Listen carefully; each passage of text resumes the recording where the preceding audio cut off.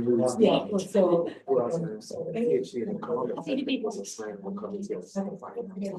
Hi, good afternoon, everyone. It's a pleasure to see you all here today. And it's a pleasure for me to introduce our old friend Marianne Kneuer, who is a professor of party politics at the Dresden University of Technology and director of the Institute for Political Science there. Marianne is a visiting fellow at the Institute, as you know, and she has done very important contributions to the study of democracy, including the study of what she called authoritarian gravity centers, centers that influence the autocratization of particular regions, the study and conceptualization of democratic backsliding, a central topic for our days, and perhaps more innovatively now, the development of the conceptualization of what to do after democratic backsliding. That is the problem of democratic reconstruction, which is one of the central emerging themes in the study of democratic backsliding nowadays, including a series of discussions about what constitutional scholars have called, for instance, constitutional repair. So please help me in welcoming Marianne Kneuer today.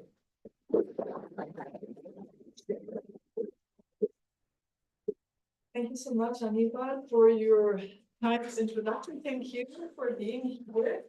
It's a great pleasure for me to be here in Kellogg, first of all, and then also now being able to present the fruit of the work I've been doing here so far. And of course, I will continue.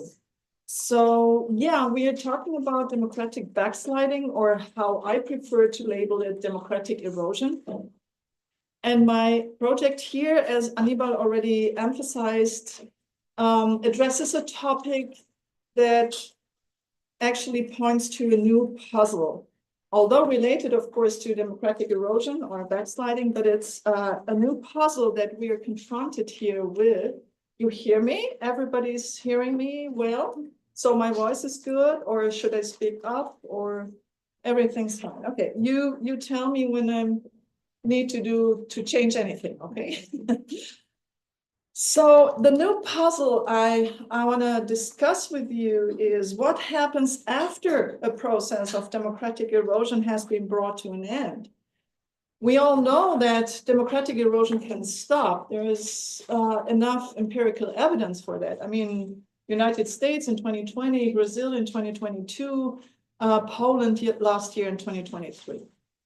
But we know little to nothing about the episode that then evolves after democratic erosion has stopped. And after erosion agents, that's the way I call the actors responsible for erosion agents have been replaced. My aim, therefore, is to draw attention to what I call the post-erosion episode, and to draw the attention to the fact that there are several paths and several possible outcomes that are theoretically possible and empirically observable. And what I present today is mainly a basic framework of post-erosion trajectories and some basic thoughts on the factors that account or might account for success or failure of democratic reconstruction in this post-erosion episode. So I think looking at you, I actually do not have to define democratic erosion. It's here in my text, but I skipped this because I think you're all experts of this in this field, so I can leave this aside and come to the question, why is it important to talk about post-erosion episodes? Firstly, there is quite some confusion in terminology and also in concepts, because many terms are buzzing around right now in the field, like resilience, recovery, resistance, U-turns, bouncing back, and they all lack, in my opinion, sound delineation and conceptualization. Resilience is not the same as resistance, and terms like bouncing back or U-turns used in the Freedom Democracy report are misleading, as they insinuate a simple and automatic dynamic, like you throw a ball against the wall and it bounces back automatically. But this is not the case. So I call for a sound conceptualization, and I try to make an offer for that. Secondly, I attach great scholarly, but also practical political importance for future work on the post-erosion developments, because democratic erosion is, as we know, the main route of democratic regression. It's 70% of all the cases that decline via democratic erosion. And it's highly likely that it will remain the defining feature of global politics in the future. So I think one of the most pressing questions also for practitioners domestically and internationally is, how can the return to democracy be supported at home, but also from outside? And in order to give meaningful answers and advice, democracy scholars firstly need to know and understand better this post-erosion episode. So what I present today is a conceptual approach, again, how to tackle this post-erosion episode. And I start with some theoretical premises. Namely, first of all, and this underlines, my foundation, stopping democratic erosion is not reversing it. This is not a banal statement, because again, a lot of scholars do conflate the stopping of erosion and the reversal of erosion. So I state and I hold that the end of an episode of democratic erosion is not equivalent to a full restoration of democracy, of a functioning liberal democracy, and it's not equivalent to the restoration of the status quo ante in a country. Second, the end of democratic erosion here, I hope you can see that.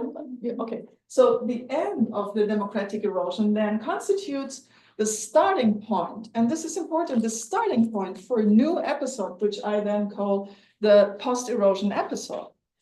And this post-erosion episode, I conceive as an open-ended episode, which offers a diversity of outcomes and, again, trajectories. So one of them can be recovery and democratic reconstruction, but we should be cautious with any deterministic assumptions about the outcome. Fourth, it is reasonable to consider that this phase here, this episode of post-erosion, is closely linked to what happens during the other episode of erosion. I mean, we can certainly consider and think about influences from the democratic erosion that then manifest during the post-erosion episode. So there is a close linkage. But, and this is my most important point, we need also to conceive these two processes of erosion and then post-erosion as two distinct processes that have different determinants and different logics of action. And this is exactly what has been conflated so far. And only if we conceive these three, parts of the overall dynamics as distinct, we can get a better understanding of what is happening in each of them. So what I'm going to do today is firstly defining what is the stopping of democratic erosion. This is also something which has not been done systematically. Second, I then present my framework for the post-erosion trajectories. And finally, I will dwell on some factors of successful or not democratic reconstruction. What I cannot present today, and I'm very sorry for that, and I beg your patience for next year maybe, is measurement of post-erosion episodes. So I certainly am planning and already doing this measurement, which is also something which has not been done so far. And I finished operationalization, so therefore I can answer any question you might have in the Q&A, you know, but I don't want to dwell so much on these things here because it would eat a lot of time. And therefore I leave it maybe to your questions. The most important thing, although, is that I use the Liberal Democracy Index by VDEM. This is one important aspect, and that I base several aspects of my operationalization on the episodes of regime transformation by Serafine Merz et al. And on the most recent approach by Riedel, Friesen, McCoy, and Roberts. So the first thing I want to clarify now is the stopping of democratic erosion. And again, we don't have any systematization so far. What I do here is looking at empirical evidence. And this means that, I mean, I will present 4 modes of stopping democratic erosion, but of course it is possible that there are others out there and will come. And then the nice thing is you can simply expand my systematization and my suggestion for capturing these modes of ending democratic erosion. So starting, one of the most popular or most common forms of ending democratic erosion is popular vote. So in presidential systems, this is quite easy and clear, so to say, because you simply vote out the incumbent and then you vote for the alternative candidate, like it happened in 2022 with Joe Biden, and then the erosion agent is voted out. However, this is not so easy in parliamentarian systems. So therefore, I actually make a difference between popular vote, which would be directly vote out the erosion agents, like in the case of Donald Trump, but which does not materialize in the same way in parliamentarian systems, where in a lot of cases, like if you look at Czech Republic or Poland now in autumn last year, actually the erosion agents keep their majority of votes and seats. So we might not forget that in Poland, the PiS repeated their victory for the 3rd time.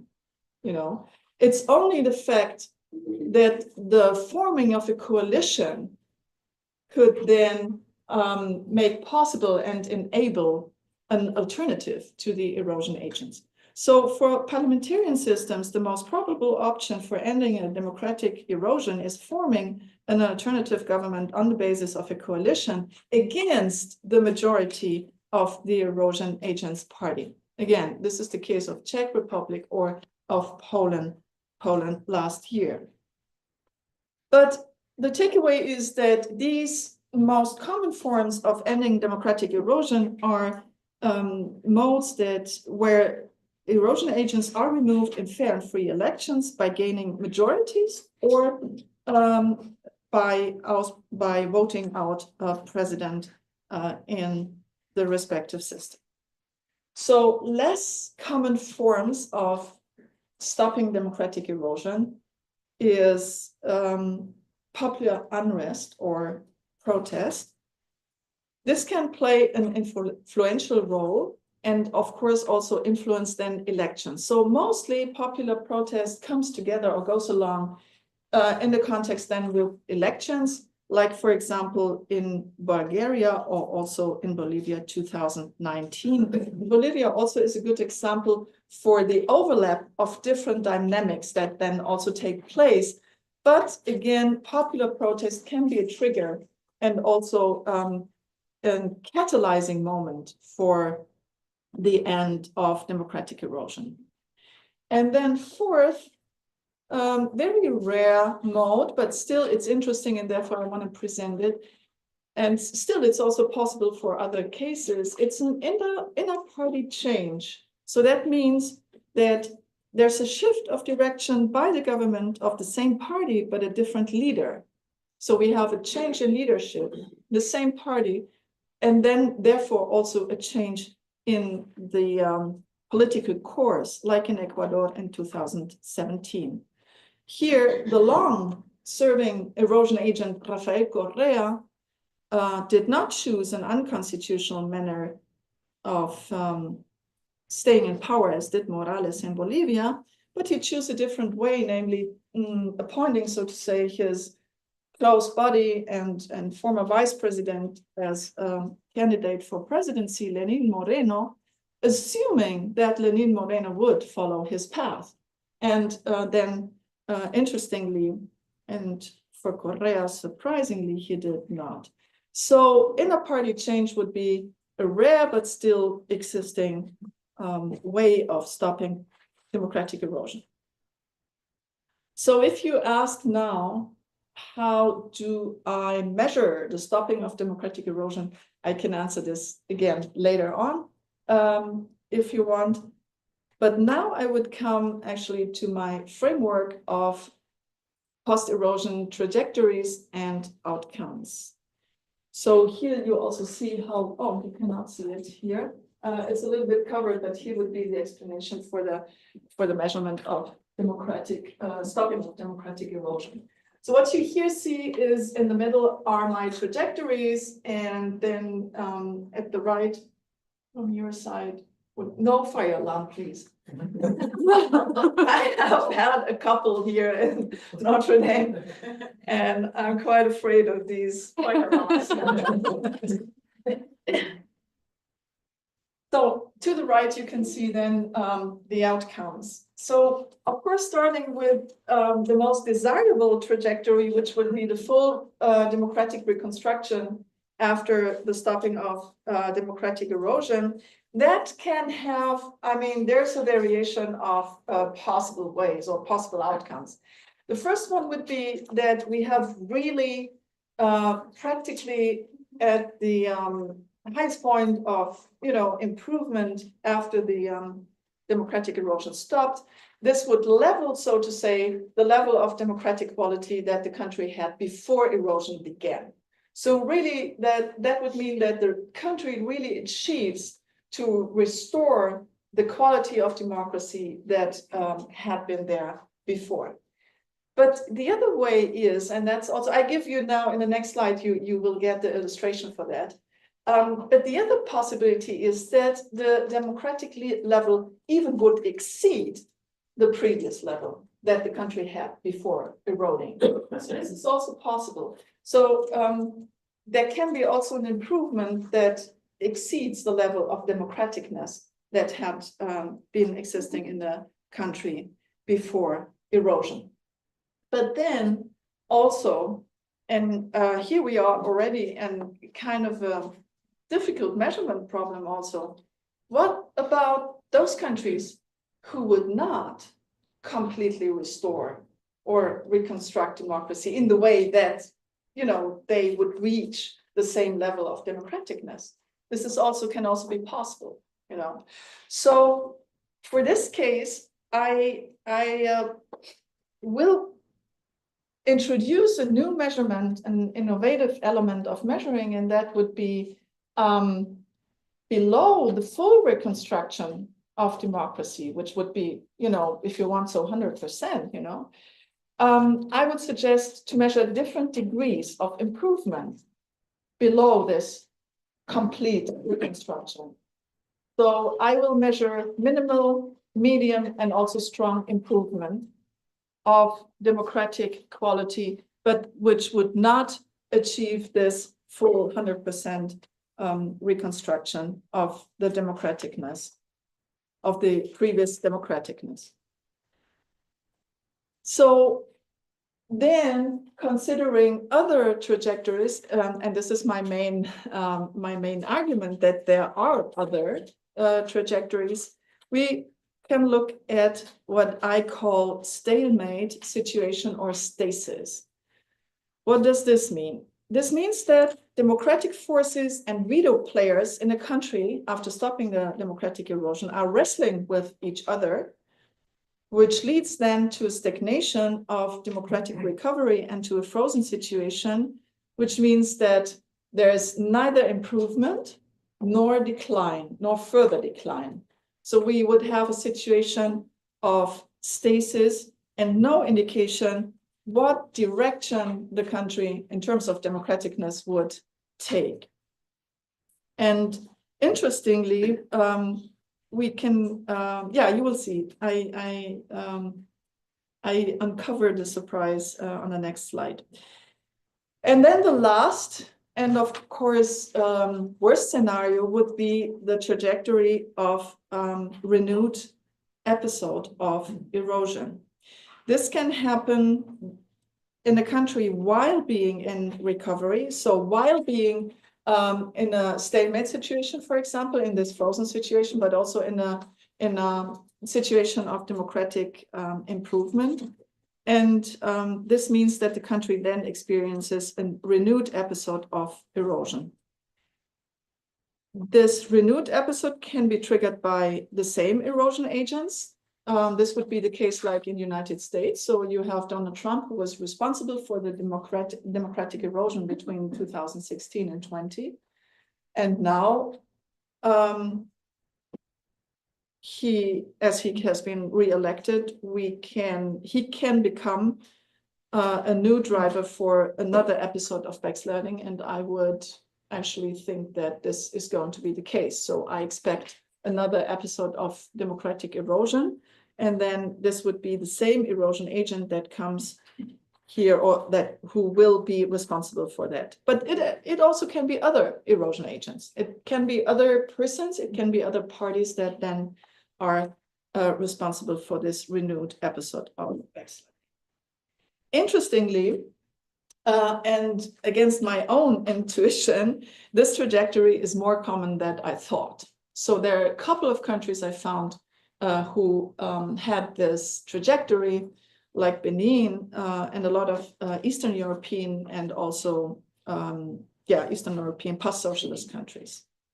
So now we have, I will present my examples. So we have on the side of the full restoration here, Czechia.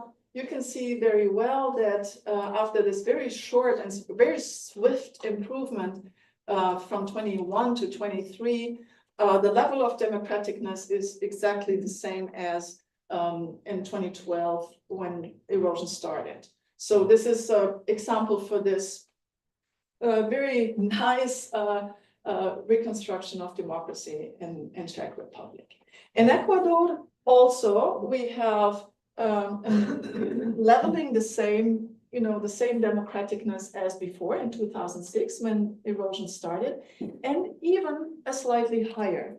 So interestingly here, this oscillating after 2017 indicates a further improvement, because this high peak there, you can see, is already a significant improvement in comparison to the level of democraticness before. So Ecuador is one of these examples where democratic quality even can exceed, the previous level. And this is also the case in Moldova, much clearer here. You see here this significant improvement of democratic quality after the end of democratic erosion. So then we come to the case of stasis. And here, United States is the case, and possibly you're surprised, because maybe your impression was that democracy in the United States has improved during the term of Joseph Biden. So according LDI, this is not the case. So we have a stopping of democratic erosion in 2021 with taking power of the new government, but since then, actually, there is no significant improvement. So it's actually a stasis. So the values have not changed. And so United States is an example of a country that after stopping erosion transferred into a stasis, and then supposedly, again, this is my hunch, is now entering in a new phase of democratic erosion. And this renewed episode of democratic erosion also is very well visible here in North Macedonia, which is one of, again, several examples where you can see here that since 2019, the decline is steady and clear.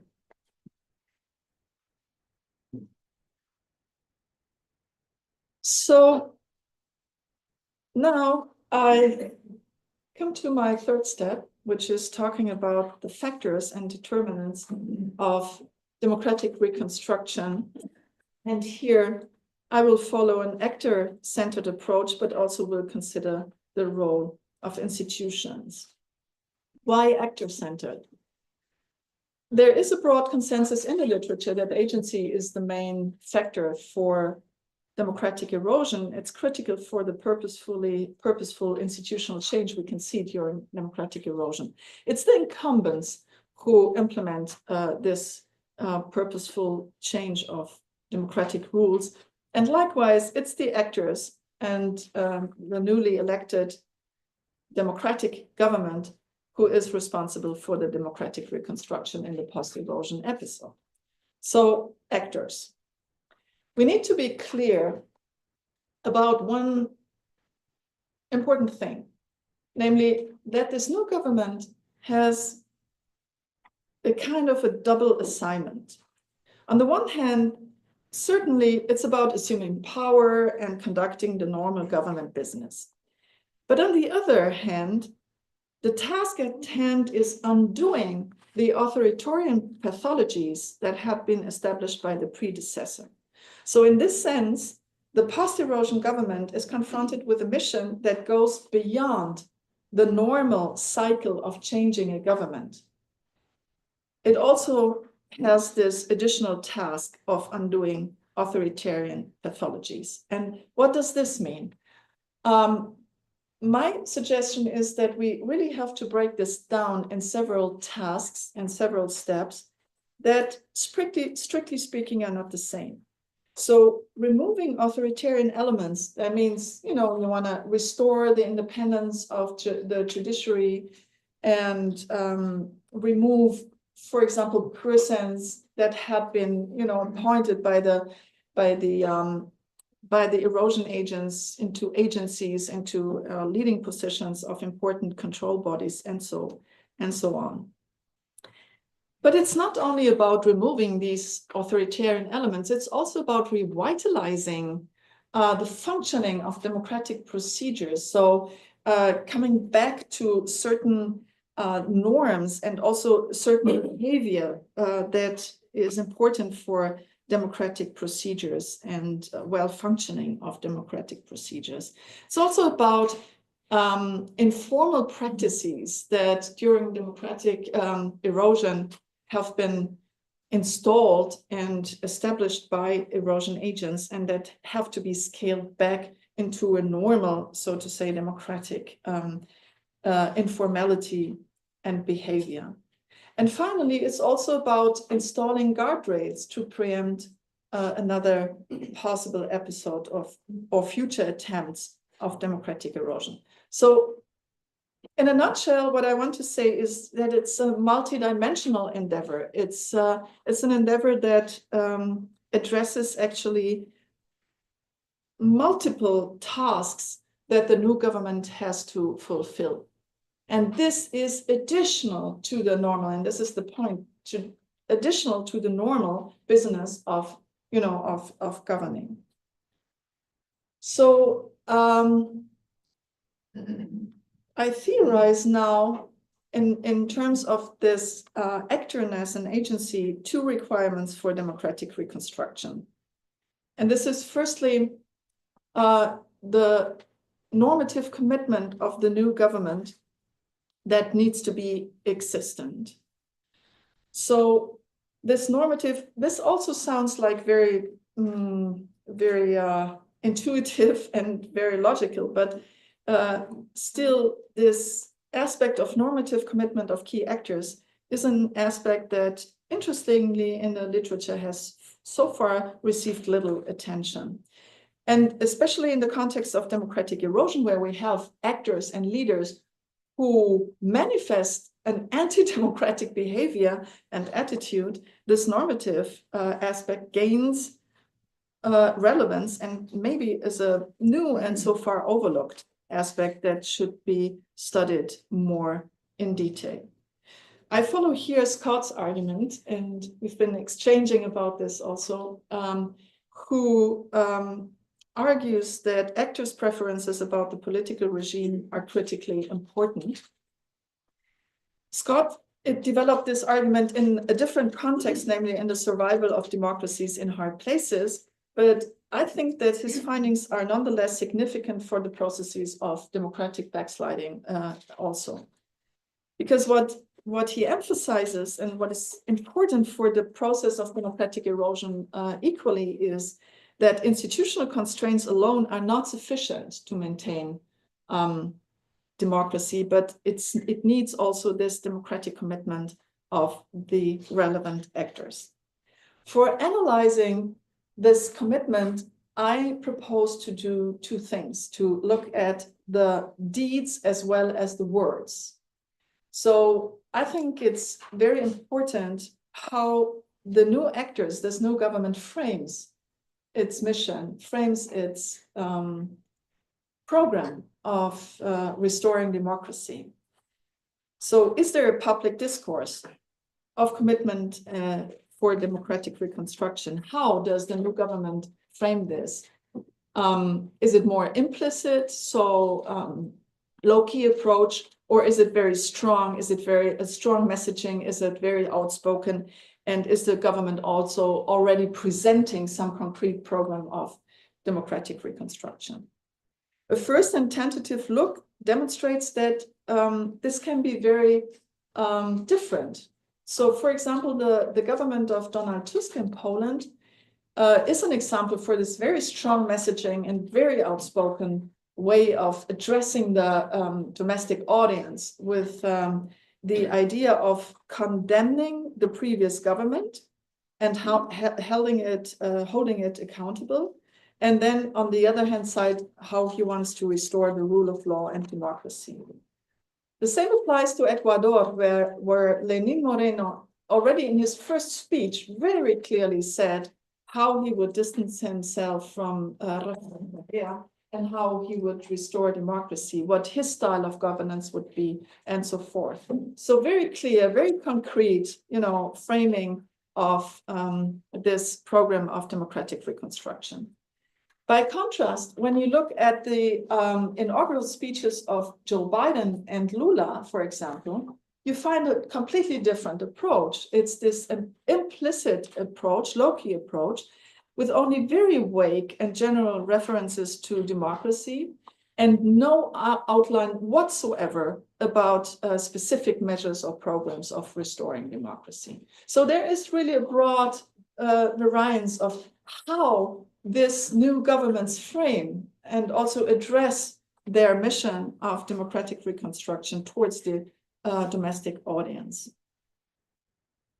The other factor that influences the path and the outcome of post-erosion reconstruction significantly, of course, are widow factors. And I call them factors because it's not only actors. I mean, it's easy to understand that there are widow actors, which presumably are the erosion agents of the previous government and their followers who or do not support at all or only to a very small extent the democratic reconstruction, which means scaling back their own, provisions and elements they entrench.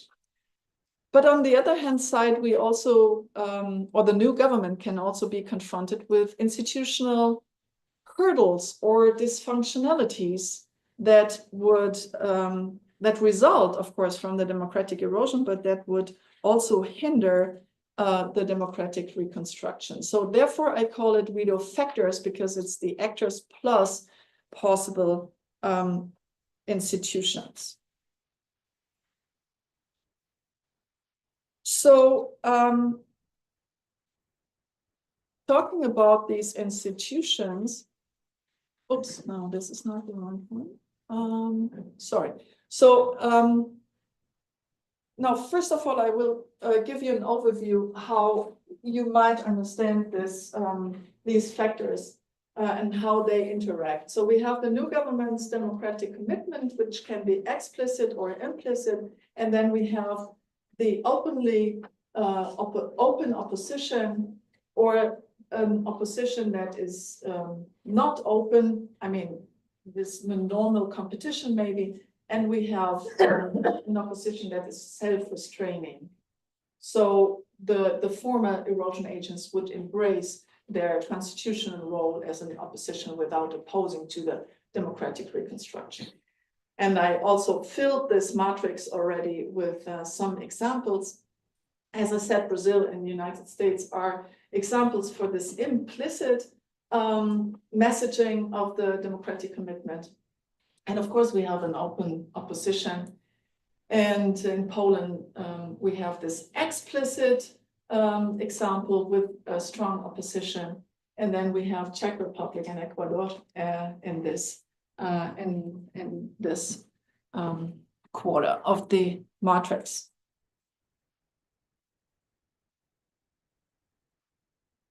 So speaking about the institutions, or the dysfunctionality of institutions being sticky, I just want to give some examples. We all know about the most notable example of the cardinal laws in Hungary, which are very difficult ever to replace or to erase. And we know that a lot of legal scholars already are working on thinking about what can be done if ever the Orban government will be replaced, I mean, hopefully, but what happens then with these cardinal laws? Because they are practically, unmovable. So here's a severe problem that will emerge in the future, definitely in Hungary. But we can also look at more current examples, and I shortly want to discuss Brazil and Poland, because they both offer interesting but different cases. Brazil is a case of this dysfunctionality where during the erosion process under Bolsonaro, and in the interest of defending democracy, actors and institutions developed specific patterns. And one example is the Supreme Court, which had executed a very strong role during the presidency of Bolsonaro. And we heard all Sergio Fausto here, who was here in September giving this wonderful lecture, and who was pointing to the fact that the role of the Supreme Court no longer fully corresponds to the spirit of the separation of powers, but moved, that is a literal citation, a little further off the borders, and then this stretching became the new normal. So this is what I mean with the dysfunctionality now in the post-Bolsonaro time, so to say, which is now the situation. I had a couple of interviews with legal experts in Brazil and poli-sci people, and they all confirmed the excessive protagonism of the judicial power in Brazil and the need for self-restraint. And the same applies to the legislative, and we have here people, Mayara and Jessica, who are working on this. So I mean, this is really an interesting problem that is out there. In Poland, the situation is different. In Poland, the point is that the new government wants to restore the rule of law, and especially the independence of the National Justice Council and the Supreme Court. But so far, it proves absolutely impossible to do so. So we have a strong determination of the actors to restore the judicial independence, but it's not possible because of the institutional constellation and the partisan constellation in the executive. So the president Duda is close to PiS, and according to the semi-presidential system in Poland, the president has a very strong role, so he can veto any law that the parliament approves, any law. And to overcome this veto, 3/5, which is absolutely impossible for the acting government, because the government has not this broad majority. So it's absolutely impossible for the parliament. It knows already, ex ante, the parliament, that it's not able to do anything. The second path that the president can choose is he takes a law from the parliament and transfers it to the Supreme Tribunal, but the Supreme Tribunal is a packed court. So it's all pissed people. Guess how the decision would be. So either way, the government is absolutely paralyzed. It's really caught as not being able to move forward. Now, this points to another problem, which I call the dilemma of democratizers. Post-erosion democratizers, and that is, can authoritarian pathologies be undone by democratic means? Or would the new democratic government rather prefer to resort to the undemocratic means that are established and, possible because they have been established by the previous authoritarian government? So this is a very difficult situation, what is now discussed in Poland. And of course, there would be ways that the democratic government would choose these undemocratic means. Couple of them, but is this the way it should be? So this is right now the discussion in Poland and between legal scholars and also the politicians, the policymakers, and and also pundits and so on. So it's a real dilemma, and this dilemma can only be resolved if in the next presidential elections, which are in August next year, a new president will be elected. So a president that is not close to PiS, but to the government. But here comes the next challenge. As the democratic government has not been able to fulfill any of these promises and expectations that have been presented to the people, people are frustrated and disaffected. So the popularity of the government has declined dramatically. And now the possibility, this is a bad precondition, of course, for the presidential elections. So the possibility is that a frustrated population would not vote for the pro-government presidential candidate. Anyways, there are two options. Or the pro-government candidate will be elected, then still the government would have lost 2 years. And it would only have 2 more years for this democratic reconstruction it wanted to implement.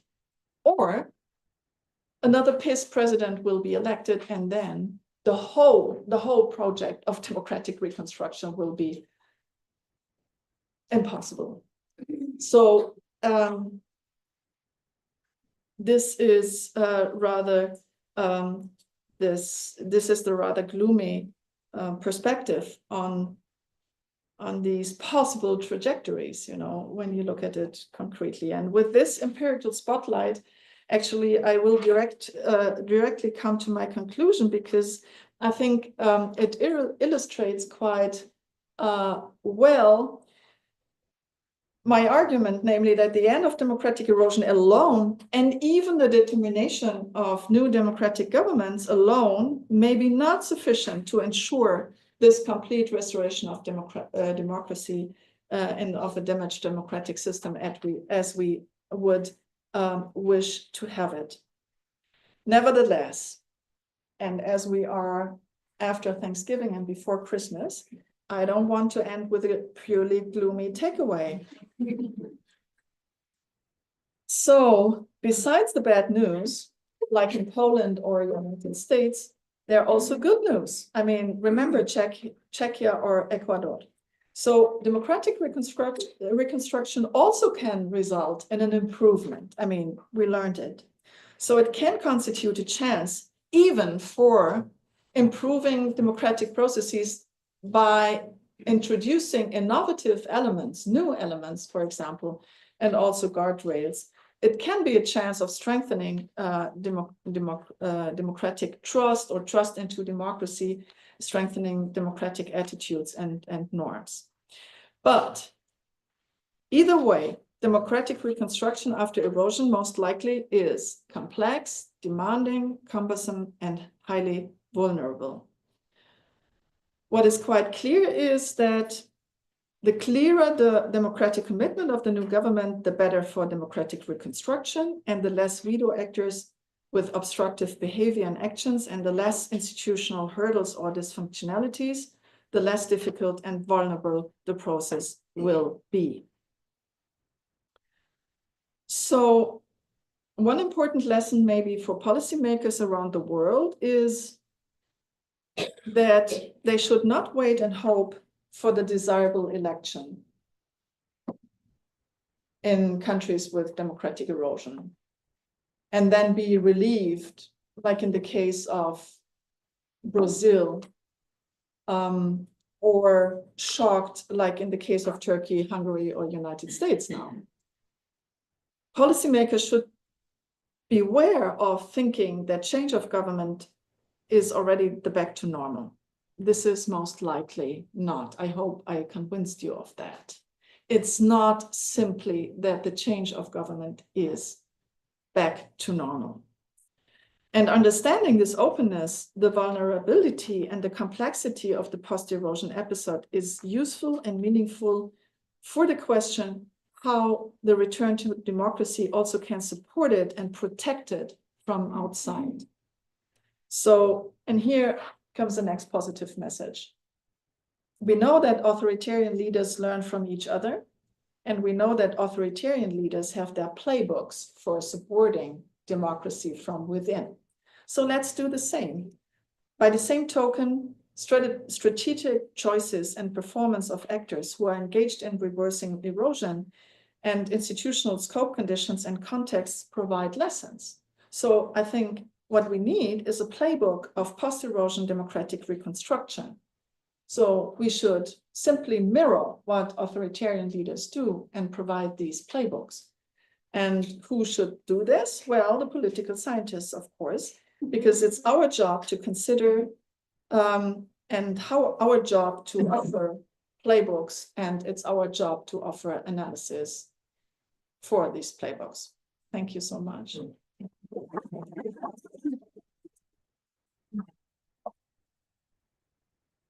Thank you, Marianne. We will have the opportunity to ask questions now. I will want to remind people online that they can submit questions. They have a box below their viewing screen, so they can submit questions if they want. I will let you handle the questions. Laura. Thank you, Marianne. This is incredibly ambitious. I also think it's incredibly relevant and important to think how to reconstruct sort of democracy after an episode of erosion. I had a couple of questions. One is conceptual, right? So I wasn't sure, how does this fit in the broader literature on transitions back to democracy, or what economists would call recalibration, right? So you talk about this reconstruction, right? But then you use cases that in my mind are different, right? So when you talk about Hungary or when you talk about Turkey, I would argue that whenever Orban or Erdogan step out of power or whatever, what we will be talking about there is a transition back to democracy. And that entails all sorts of, that can be thought of as a critical juncture in ways that a reconstruction like in Poland, maybe Brazil, maybe Colombia cannot be thought of, because there's not like that rough, right? Like, so I was wondering about that. On the other end, I was also wondering about how these compares to sort of Juan Linz's recalibration, right? And sort of these processes of in which the regime stumbles, but it doesn't quite break, right? So I had like that conceptual question. And then I had another question, a little bit about the ways in which the democratic erosion process may matter. And I think you kind of mentioned them, but you didn't go into detail, so you might already have thought about this. One is, I think a key part of this is how advanced the process of erosion is, right? Like, of course, I mean, clearly, sort of in Poland, PIL managed to co-opt the courts in ways that Bolsonaro did not manage in Brazil, right? Like, so I think that these are key differences. But then I was also thinking about the modes in which you stop the erosion of democracy. And so I was thinking about the case of Ecuador vis-a-vis the case of Bolsonaro, for example, right? So in Ecuador, what you have is an incumbent that rises to power with the party of the autocrat, but then splits off. And so you have a real problem on how is this guy going to stay in office and manage to get enough support to push these anti-democratic reforms, right? Whereas Lula came to power with independent support. So he can actually rally around these things a little bit easier. And so I was thinking if maybe sort of there's some kind of path dependency that is a little bit stronger that in sort of the ways the erosion that's. Thanks again. Yeah, actually, this already then gives me the opportunity to come to my backup slides. Of course, I thought about the correlation between the duration of democratic erosion and how it influences the success of democratic reconstruction. So there's a very simple, the very simple assumption that the longer democratic erosion, the more complicated democratic reconstruction. For example, you could do this hypothesis. Seems intuitive. Interestingly, we have quite of counterexamples for that. So, for example, we have countries where democratic erosion was longer than in the United States, for example, but where the improvement was easier and swifter. So interestingly, I mean, I have to get more deeper into that and more profoundly analyze this. But I mean, this very intuitive correlation on the second perspective does not hold. So apparently, it's not only the duration of the process, but it's more the quality of the damage that has been done and the quality of the subversion during the process. Oh, sorry, during the process of the democratic erosion. So yes, this is of course important, and this is something we have to look at. So the point of Hungary and Turkey, interestingly, I explicitly did not speak about Hungary and Turkey, you know, only when it came to my conclusions, I did not include it into my analysis, and that has a good reason. I actually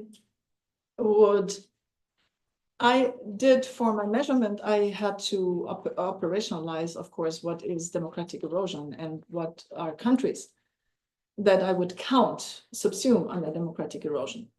So according to my measurement, and well, that's what everybody does. In the moment you cross the threshold between democracy and autocracy, you would say, this is a collapse. So we have a democratic breakdown, and this is not a democracy anymore. So problem, if we don't have a democracy anymore, we don't have democratic erosion, because, you know, this would then be a deepening of autocracy, a consolidation of autocracy, but not the same thing. And I would follow that. The only thing is that for my measurement, I would give the country the chance of a 4-year period, and I would observe this country. And if after crossing the threshold towards autocracy, I would still observe it for one term, so to say, for 4 years. And if it then continues to decline, like in the case of Hungary, like in the case of Turkey, like in the case of Venezuela, then I would say, okay, this is not erosion anymore, this is autocratization. And I think this is theoretically sound, and this is what most of the people do, you know. So we should not conflate actually democratic erosion, which means we have an electoral democracy or a liberal democracy and a decline of democratic quality, and the passing of the threshold, and then a further deepening of an autocratic of an autocratization and a consolidation of an autocracy, like we see in Nicaragua is also an example. So I think you were the next.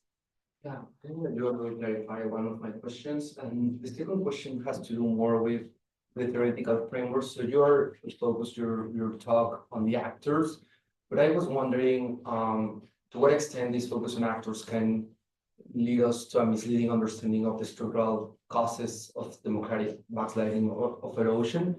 Because for me, at least in the case of Ecuador that you were showing in your graph, you have the president who took like concentrated power, and then as we can, if you can put the graph again, you can put the graph again. Yeah.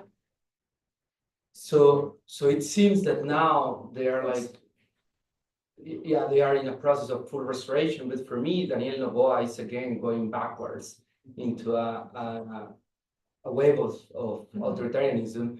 But he's a different phase from a different party with a different ideology. So we may think that the first president, I forgot the name right now, Correa. Once that you put away Correa from government, we may be able to fix the issue, right?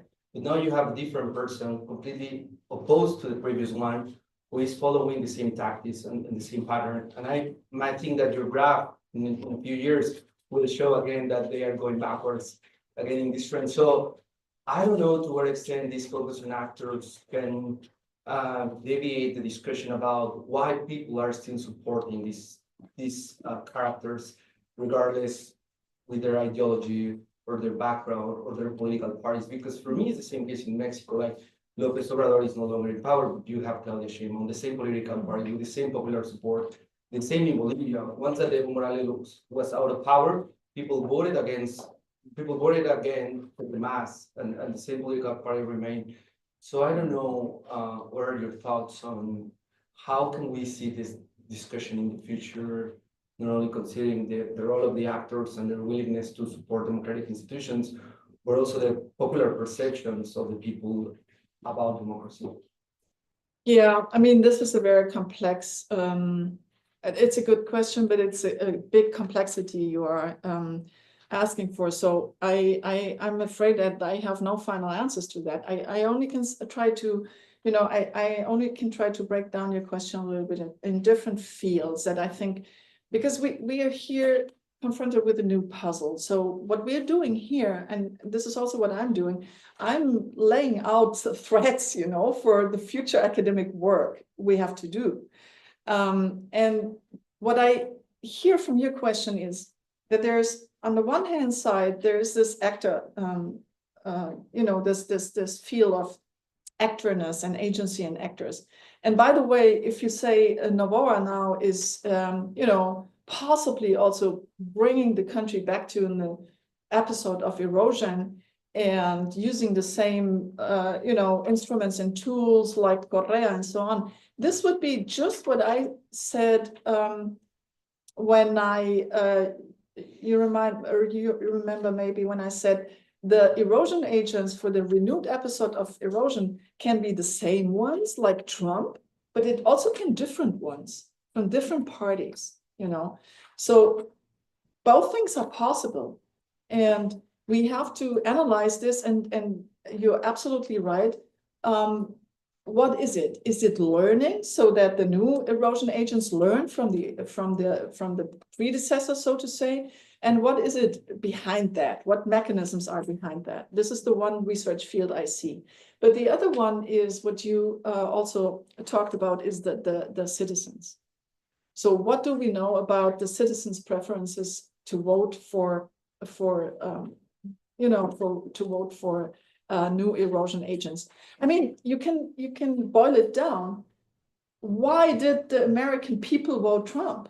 I mean, this is exactly the question, we're before.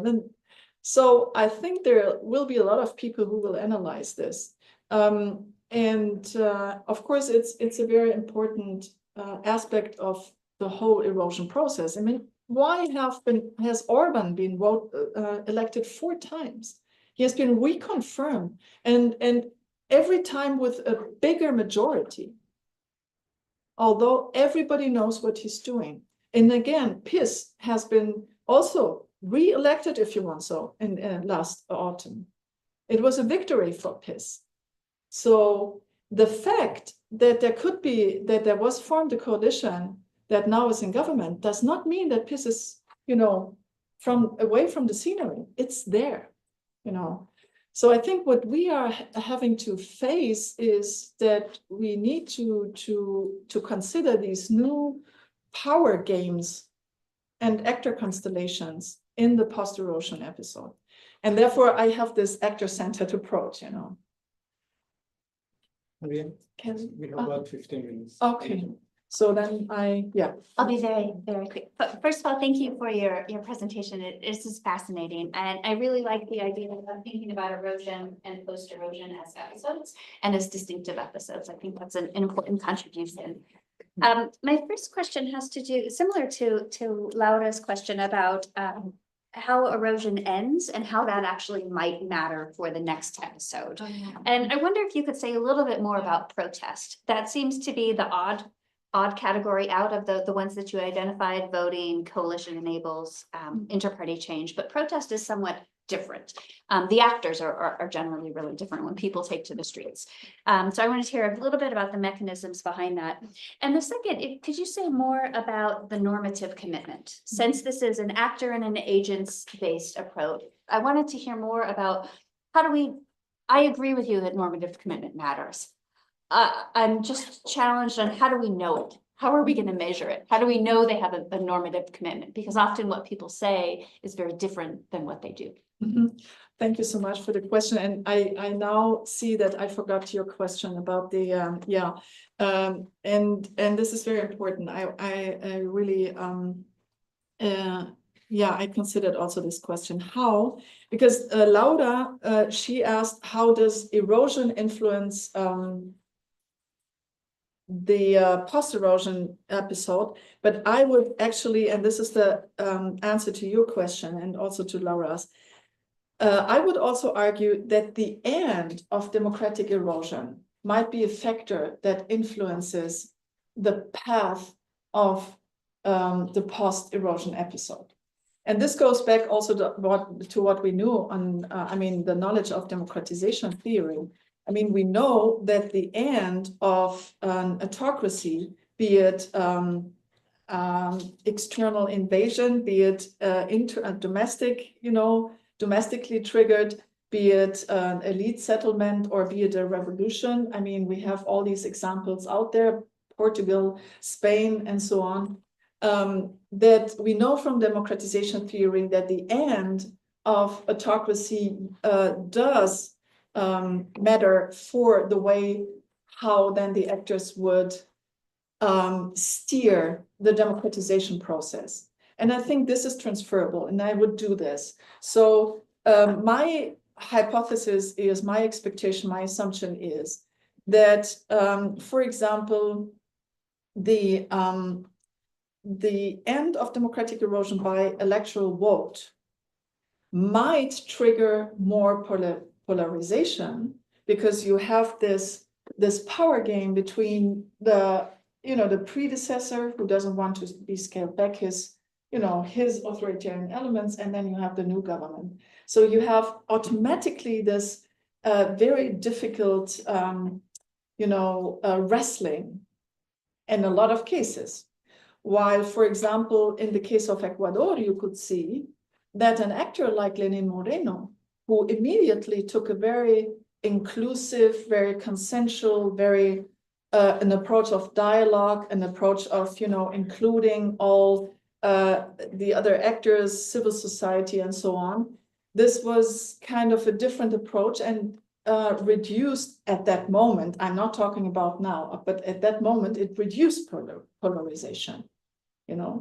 So actually, and this is the answer to your question. Yes, I think that also the way how democratic erosion stops will influence and will matter for them the path of the democratic recovery. Protest, this includes protest. So I think protest is also a good example, but because In Bulgaria, for example, you saw the governments and also the opposition saw, okay, people are protesting here now for a longer time. And this influences, of course, I mean, this influences the attitude of the government and of the erosion agents, but also of the opposition. So it matters. Normative commitment, this is an interesting question. I actually developed a kind of framework for measuring this normative commitment on the basis of Scott's ideas. He had exposed already in Democracy in Hard Places. So I can show you. The first ideas for that. I didn't want to present it because it's kind of complex. I would measure this with two criteria. The first criterion would be adherence to democratic rules and principles. So I have a 4-point scale for that to measure this adherence to rules and principles. And then the second criterion would be the willingness to forego instrumental benefits in order to preserve democracy. And also here, I would also have a 5-point continuum of five-point continuum, which would reflect this willingness. So we go from strong democratic commitment in both criteria, for example, to a non-existent, which would then reflect a fully authoritarian or even totalitarian actor. So I know that this is now very fast and very maybe reduced, but just to say that, yes, I'm thinking of conceptualizing this better and in order to measure it also. Scott and okay, I take now the questions together. Maybe it was you and no, Sandra and Scott and Rashid. Well, thank you. I thought this was very, very interesting and excellent. I might try 3 quick comments. So one is, it's just a question about how you measure the end of erosion. I mean, part of what you said made me think that as soon as a regime becomes an electoral autocracy, you are operationally stating that is the end of erosion. Because it's already, at that point it starts to become deepening of autocratization rather than democratic erosion. So that's just a quick question of clarification. Second, I mean, it occurs to me that I think the tasks for democratic reconstruction are, this follows on maybe Laura's comment, I think they're very different depending not on the length of the episode of erosion, but the end point of autocratization. So, I mean, the challenge for reconstructing democracy is really different in a place like Venezuela, where you've had massive state destruction, humanitarian catastrophe, and a profound deepening of authoritarianism. We could add other cases, Russia, Nicaragua, than it is in a place like the US or Brazil or the Czech Republic. So that to me, in terms of what are the challenges for reconstruction, I think intuitively that would be the most critical variable for how different those tasks are. And then the third is just, I mean, building on your call for a democratic playbook, I don't think any place, any country in the world has ever created a ministry of democratic deepening. But they should. I mean, they're democratic regimes, especially in a process of democratic reconstruction or after any transition to democracy, democratic regimes should have very deliberate strategies for how do you build democracy? How do you weaken authoritarian actors? There are places in the world that intuitively did something pretty close to that. I think Argentina after 1983, Brazil under Fernando Henrique Cardozo, you know, but it's never existed, and it should exist, as you correctly state. So Yeah. kudos for your call for doing that. Yeah, thank you so much, Scott. Let me start with the last comment. I absolutely agree also here with you. And just saying that my state where my university is based, Saxony, and you might know that Saxony is a state in Germany where we have a high level of right-wing, right-wing support, almost 40%.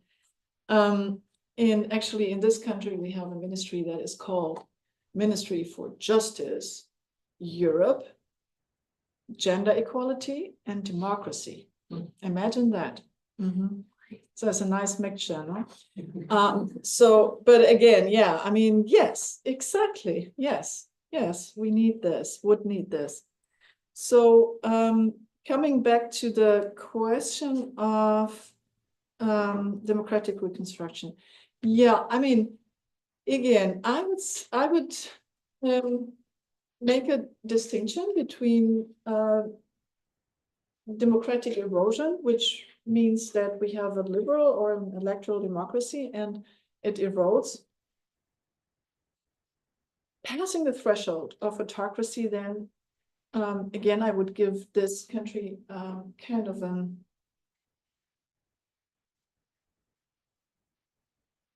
certain time period where I would observe if it's continuing its deepening of autocratization or not. But then in a case like Venezuela or Nicaragua, I would definitely not, since 2000, I think Wiedem measures until 2004, I think. I mean, correct me, Michael, but I think Venezuela starts to be an autocracy according to Wiedem in 2004. So anyways, I mean, at some point of time, which is really long ago, Venezuela crossed the threshold to autocracy. So I would not speak of democratic erosion here anymore for a long time. I mean, Venezuela is a country which headed after a period of democratic erosion for certain, when it crossed the threshold to autocracy, and when all the really purely authoritarian elements like open repression, all what you enlisted, you know, human rights violations and so on. For me, this is quite clear that we have here an authoritarian regime that is deepening its autocraticness. So if this process would come to an end at whatever point of time, then we would be confronted with the same puzzle which we have in a lot of cases, and that is re-democratization after a long, enduring autocracy. Full stop. I mean, this is then a different puzzle. This is not my puzzle. I mean, this is a valid and an important, but it's a different puzzle. It's not the puzzle of reconstructing after a democratic erosion. And why is this so? Why do I think that we have to distinguish this?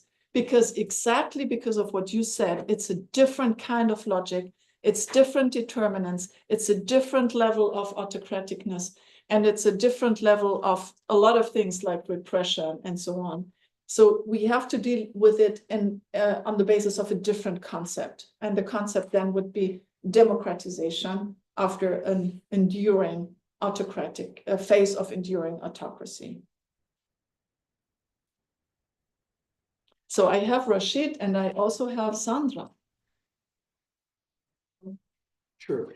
My question, well, I had a couple of comments. The first one is similar to Scott's point. I'm wondering even if the countries do not cross to the same threshold, I think the ending point might matter for how easy it might be to reconstruct.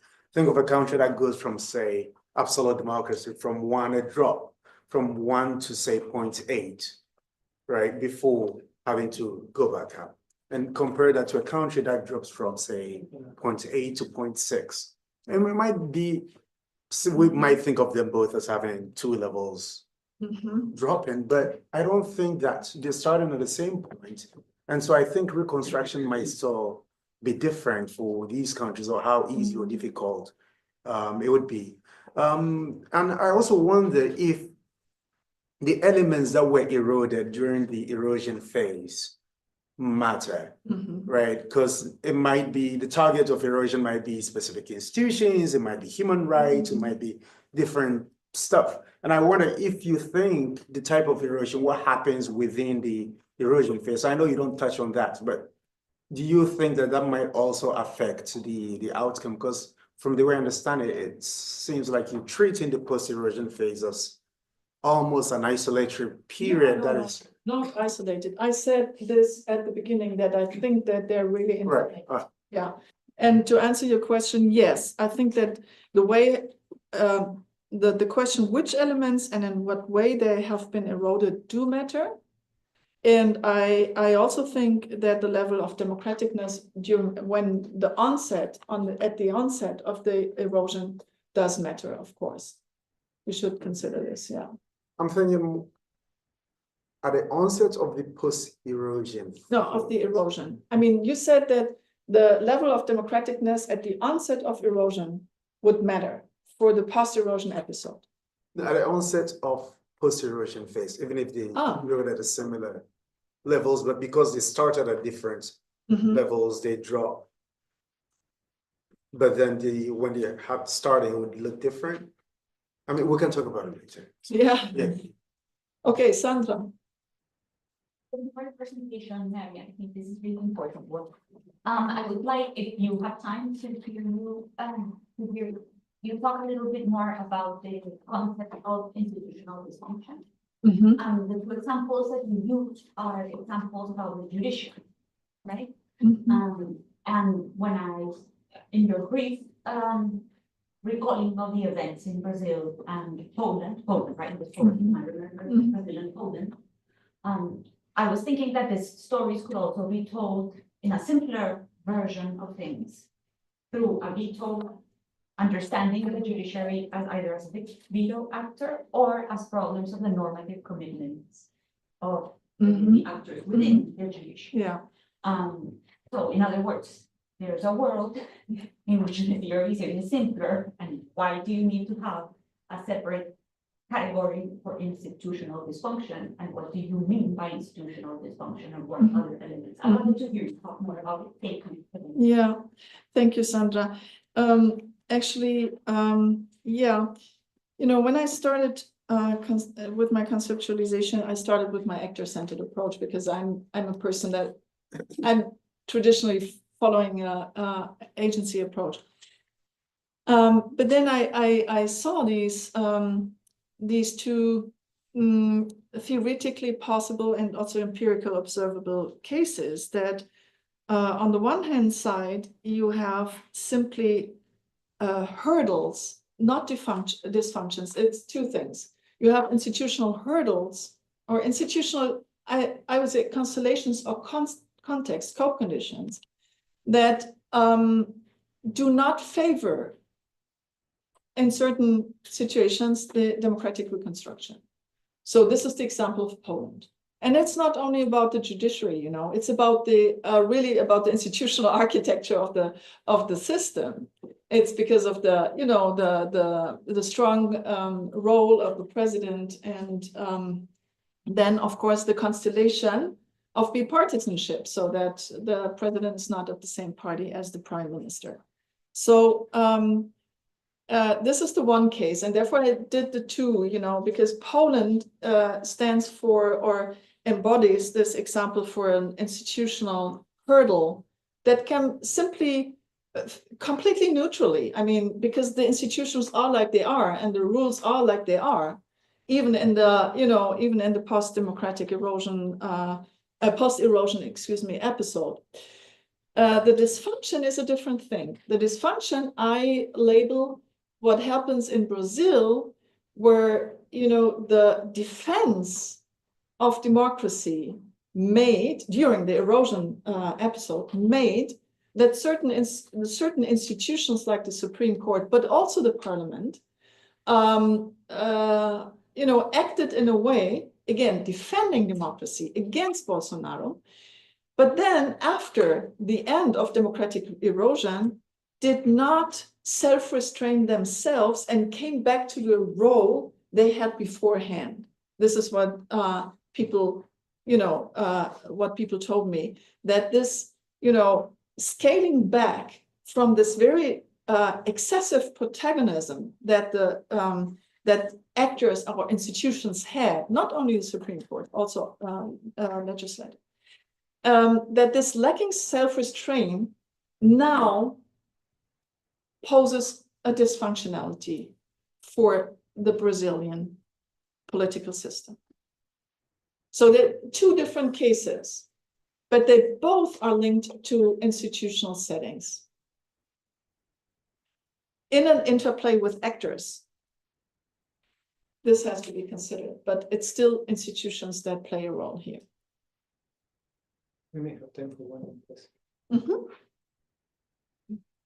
So I come from a civics background, high school civics teacher, and mostly American history, but it seems to me that democracy being talked about is reduced to government and institutions and kind of almost completely forgetting citizenship. And that the role of the citizen is reduced to just a voter, just a protester, just a public opinion, rather than thinking of the underpinning of democracy being limited government, government guided by people, government for freedom and responsibility and the social contract between government and people.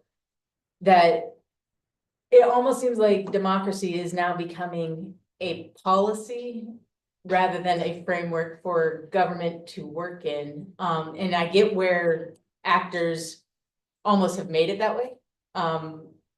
But it seems to me that you talk about stalemate and that a divided government almost couldn't, we talk about that as being unfunctional rather than being, that is the function of what a divided government does, is to limit what policies could be made, or to this, again, just talking about the US government, but to be like, the role of the Senate was to limit how many bills can go through Congress, and that government wasn't supposed to have like this size. And so to say, is there a space for like democratic erosion?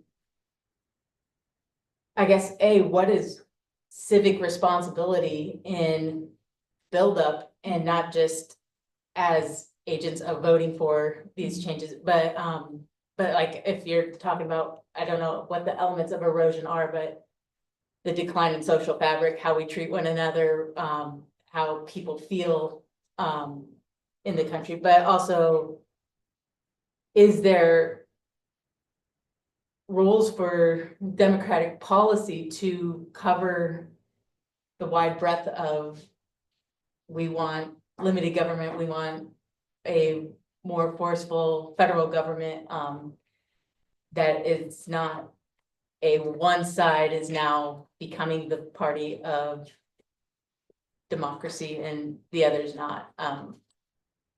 That I feel like it's now becoming where democracy is getting shrunk to a ping pong ball rather than being the encompassing pool that everybody was participating under.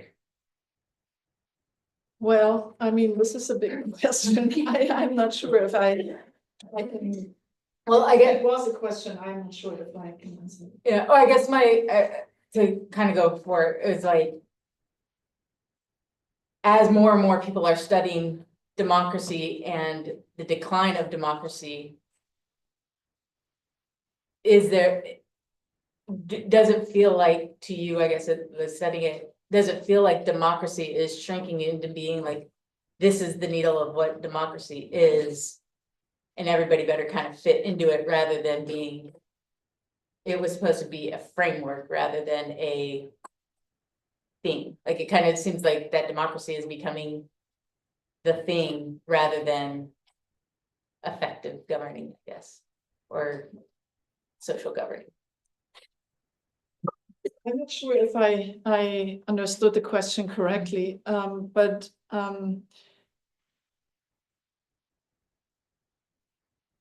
I think, I mean, you started with citizens, and I think, of course, citizens are still and should be citizens, should be still an important part of democracy. I mean, democracy means rule by the people. And if I understood you correctly, you're criticizing that it is not the case anymore. And I would, in some cases, agree. But I think the most important point, and this is why I'm working on that, is that we have to protect whatever we understand under democracy. You know, democracies are different in different countries. But whatever it is, we should protect it. I mean, this is my message, more or less, you know. And because and here's my normative commitment, because every other form of a societal order is worse. But this also is a call for not only for protecting, but also for making it better. You know, and the good thing is that democracy is actually a political order that is flexible and a learning order. So no other political order has shown in the history that it could be so open for learning and for innovations. So we should take this as a call. Sorry, this is a very general answer, but I have Michael there. I think that we are out of time. Okay. But I know sorry, apologies, Michael. I know that many people have questions. So this was my last word. Yes. We should protect and innovate democracy. Thank you so much.